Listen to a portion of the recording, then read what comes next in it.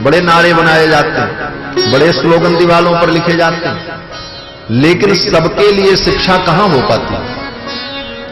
सब पढ़ें सब बढ़ें, ये बात तो आप कर लेते हो बहुत अच्छा, लेकिन ये चरितार्थ कैसे होगा, व्यवहार में कैसे आएगा? बोले व्यवहार में तब आएगा जब शिक्षा निःशुल्क हो जाए। कहीं भी किसी भी शिक्षा में शुल्क की व्यवस्था जब नहीं रहेगी तो हर व्यक्ति को पढ़ने का अधिकार होगा। आज क्या है? आज गरीब व्यक्ति अपने बच्चे को इंजीनियर और डॉक्टर नहीं बना जा सकता। क्यों? बोले उन बड़े बड़े स्कूलों में इतनी फीस है कि गरीब आदमी अपना पेट भरेगा कि बच्चे को पढ़ाने की फीस दे पाएगा।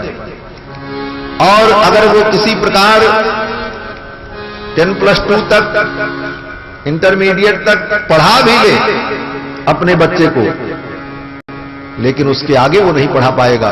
क्यों? बोले बड़े बड़े इंजीनियरिंग कॉलेजों में इतना डोनेशन, इतनी फीस गरीब आदमी कहां से दे पाएगा?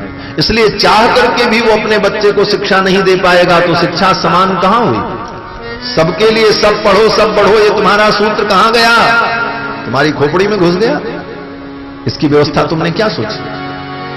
बंधुओं, ये नीति हमारे ऋषियों ने सोचा था, इसीलिए सबके लिए समान शिक्षा नीति थी। आज समाजवाद की बात की जाती है, समाज में समरसता की बात की जाती है, लेकिन जिससे समाज में समरसता आएगी, वास्तविक समाजवाद की स्थापना होगी, वो बिंदु क्या है? बोले वो शिक्षा है। जब शिक्षा सबके लिए समान होगी तो समाज में समान व्यवस्था लागू होगी।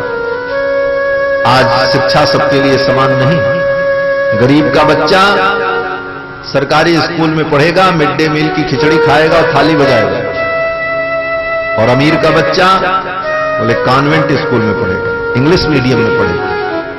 क्यों? बोले उसके बाप के पास पढ़ाने का पैसा है और गरीब के पास पैसा नहीं। तो शिक्षा समान न होने के कारण ही समाज में विषमता पैदा होती है।